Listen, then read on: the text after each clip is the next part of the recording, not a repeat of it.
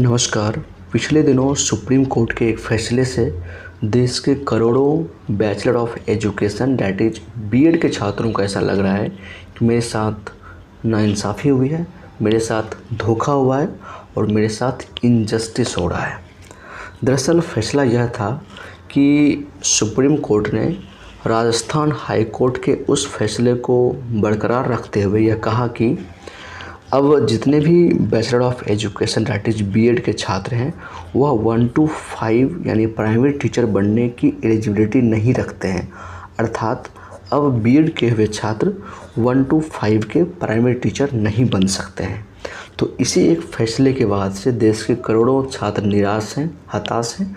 उन्हें ऐसा लगता है कि यह मेरे साथ धोखा है। अब धोखा हुआ क्यों समझते हैं, पहले यह समझना है। सबसे पहली बात देखिए, आपको यह ध्यान रखना है कि जितने भी बीएड और जो डीएलएड के छात्र हैं वो आपस में इस बात को लेकर ना झगड़ें कि तुम मेरे दुश्मन हो, तुम मेरे दोस्त हो। इस तरह से ऐसा कुछ भी नहीं है। आपको सिस्टम को समझना है। यहाँ पर मैं देख रहा हूँ कि लोग एक दूसरे के विरोध में खड़े हो जा रहे हैं। यह सही संकेत नहीं है। अगर आपका जो राइट है वह राइट आपको नहीं मिल रहा है तो आप जाके अपना सुप्रीम कोर्ट, हाई कोर्ट में आप फाइल कर सकते हैं। लेकिन वहीं जो बीएड के छात्र हैं और उनके साथ वैसा लग रहा है कि मेरे साथ इनजस्टिस हुआ है बाय प्रोसीजर, तो आप उसके खिलाफ़ मत बोलिए। आप समझिए, आप समझदार हैं, पढ़े लिखे हैं, टीचर बनने की योग्यता रखते हैं और कल टीचर बनेंगे। तो आपका जो विचार होना चाहिए वो रिएक्टिव नहीं होना चाहिए कि आप सामने वाले को प्रवोक कर रहे हैं, रिएक्ट कर रहे हैं, नेगेटिव कमेंट कर रहे हैं। तो ये एक आदर्श शिक्षक और एक अच्छे शिक्षक की निशानी नहीं है जो भी इस तरह के स्टूडेंट कमेंट कर रहे हैं। आप प्रोसीजर को समझिए। अगर प्रोसीजर में बीएड के छात्र बाहर हो जाते हैं तो कोई बात नहीं, वो स्वीकार कर लेंगे। लेकिन बाय प्रोसीजर अगर उनके साथ कहीं भी इनजस्टिस हो रहा है, तर्क और तथ्य के माध्यम से वो अपनी बात रख रहे हैं, तो उनको आप सुनिए।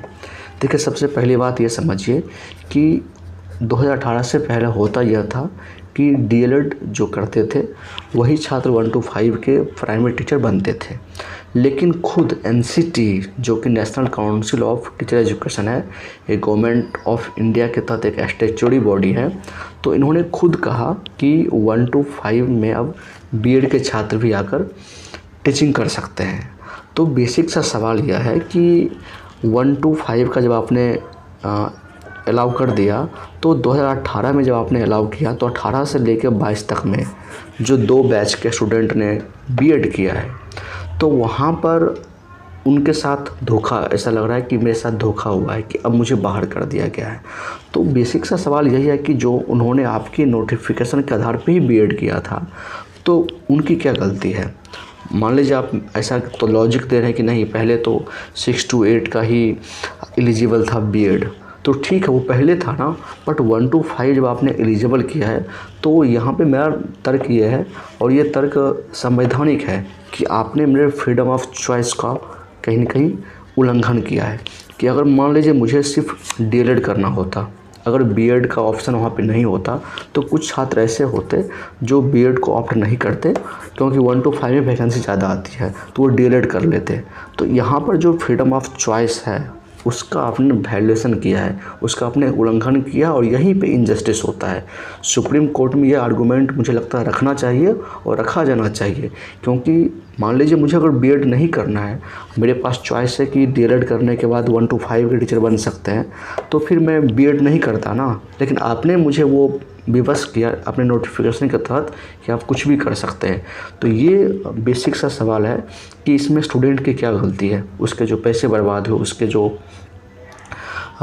जो एनर्जी थे वो बर्बाद हुए, और अभी जो उसके लाइफ के साथ में एक तरह से थ्रेट सा फील हो रहा है कि मेरे सपने मारे जा रहे हैं, मेरे सपने पूरे नहीं हो पा रहे हैं। तो ये इनजस्टिस है और ये नेचुरल जस्टिस के खिलाफ भी है। और दूसरी बात यह भी हमें ध्यान रखनी है कि ये लोकतंत्र है। लोकतंत्र में जब कोई डिसीजन होता है तो उसमें जन समुदाय यानी कि लोगों की आवाज़ सुनी जाती है। यहाँ पे कोई भी डिसीजन तानाशाही के तौर पे नहीं लिया जा सकता है, क्योंकि इसमें करोड़ों लोगों यानी कि करोड़ों छात्रों के जीवन का प्रश्न जुड़ा हुआ है। तो आप एक झटके में ऐसा नहीं कर सकते हैं।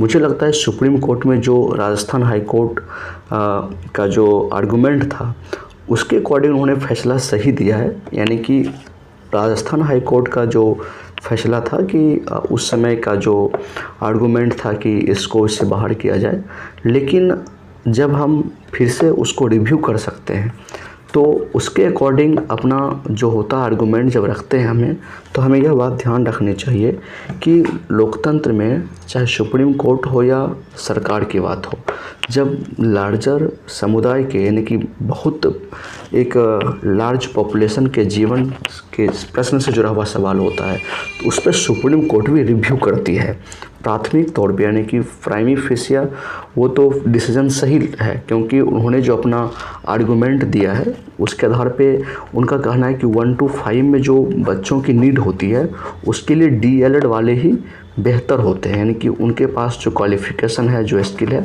वही बेहतर पढ़ा सकते हैं। तो ये प्राइमी फेसिया सही है, मैं इसको ये नहीं कर रहा हूँ कि गलत फैसला है। लेकिन जब बात आती है कि इससे कितने सारे छात्र प्रभावित हो रहे हैं वर्तमान में, और ये छात्र प्रभावित जो हो रहे हैं वो अपने कारण प्रभावित नहीं हो रहे हैं। NCT ने जो अपना नोटिफिकेशन दिया था 2018 में, तो 18 से 22 तक में जिन्होंने BED किया है तो वहाँ पर जो फ्रीडम ऑफ चॉइस का हनन हो रहा है, वायलेशन हो रहा है, उसके तहत मुझे लगता है जब सुप्रीम कोर्ट में ये फैक्ट रखा जाएगा तो जब वो रिव्यू पिटीशन करेगी तो रिव्यू पिटीशन जो कि करना भी चाहिए, क्योंकि सुप्रीम कोर्ट का फैसला जब होता है तो एक बार रिव्यू करने का एक ऑप्शन होता है। तो रिव्यू करने के बाद मुझे लगता है ये तथ्य सामने रखना चाहिए कि यहाँ पर आपको कम से कम ऐसा करना चाहिए, जो मेरा अपना ओपिनियन है, कि 2018 से लेके और ये 23 चल रहा है, जब एग्ज़ाम बहुत सारे स्टेट में हो रहे हैं, तो इस बीच में जितने बच्चे ने BED कर लिया है उसको अभी जो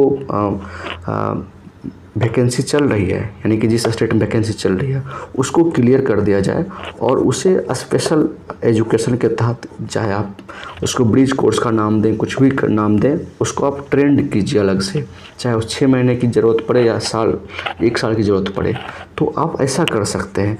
उसके बाद आप ये बेशक कह सकते हैं कि 2023 के बाद, यानी कि अभी जो प्रोसेस चल रहा है वैकेंसी की, उसके बाद नए बैच में बच्चों का एडमिशन जो होगा वो 1 to 5 के BED के लिए एलिजिबल नहीं होंगे और आगे के सत्र में कोई भी 1 to 5 के प्राइमरी टीचर नहीं बन सकते हैं। मुझे लगता है ये फैसला लोकतांत्रिक भी होगा, देश के हित में भी होगा और करोड़ों छात्रों के जीवन के साथ में जो एक तरह से खिलवाड़ किया जा रहा है उसके साथ भी इंसाफ होगा। तो मेरी यह राय है कि इस वीडियो को आप ज़्यादा से ज़्यादा लोगों तक शेयर करें ताकि यह बात जो सुप्रीम कोर्ट के वकील हैं या फिर जो लोग अपना तर्क रख रहे हैं उन लोगों तक यह बात पहुंचे और इस फैक्ट के माध्यम से वहां पर आर्गूमेंट करके कुछ अपना तथ्य रख सकते हैं। यह मेरा अपना मानना है। नमस्कार।